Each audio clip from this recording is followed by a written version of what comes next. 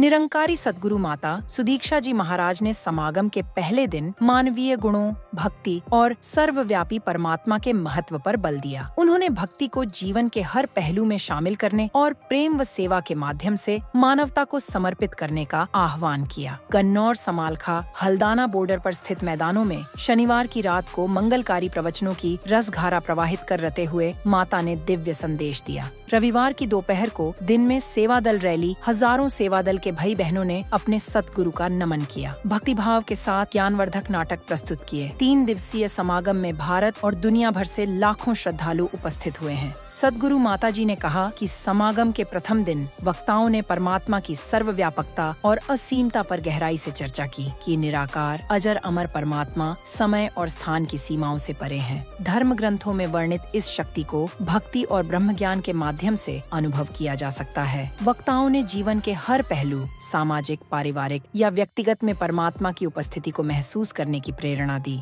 भक्ति की परिभाषा को एक नया दृष्टिकोण देते हुए सद्गुरु माता जी ने कहा कि यदि जीवन के हर क्षण को भक्ति में बदल दिया जाए तो अलग से पूजा का समय निकालने की आवश्यकता नहीं रहती। इस विचारधारा ने न केवल सोच में व्यापकता लाने पर बल दिया, बल्कि दूसरों के प्रति निस्वार्थ सेवा और प्रेम की भावना को भी प्रोत्साहित किया। संतों के संग और ध्यान, सुमिरन को आत्मा की गहराई से जोड़ने का माध्यम बताया गया। एक प्रेरक कहानी के माध्यम से यह संदेश दिया गया कि हर व्यक्ति, चाहे अपरिचित ही क्यों न हो, हमारे लिए पड़ोसी है। कहानी में एक बच्चा शिक्षक की शिक्षा को जीवन में उतारता है और अजनबी की सहायता करता है। यह केवल दायित्व नहीं, बल्कि प्रेम पूर्ण कर्तव्य का उदाहरण है। वक्ताओं ने समुद्र की गहराई और शांति को सहनशीलता और विनम्रता का प्रतीक बताया। जैसे समुद्र सब कुछ समेट लेता है और शांत रहता है, वैसे ही मनुष्य को भी अपने भीतर सहिष्णुता और विशालता विकसित करनी चाहिए। संतों की जीवन शैली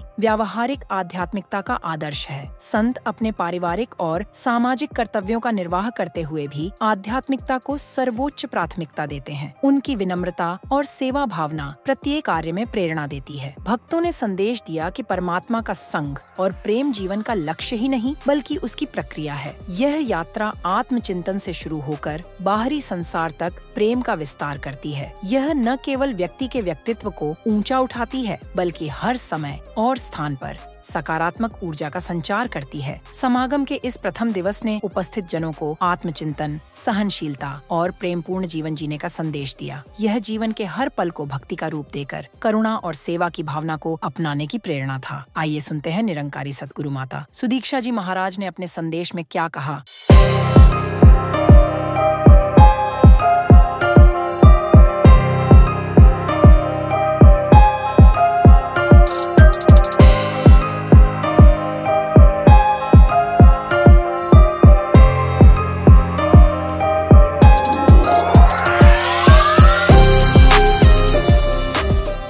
ये विस्तार असीम की ओर का जिक्र कि ये परमात्मा, ये निराकार सीमित नहीं है।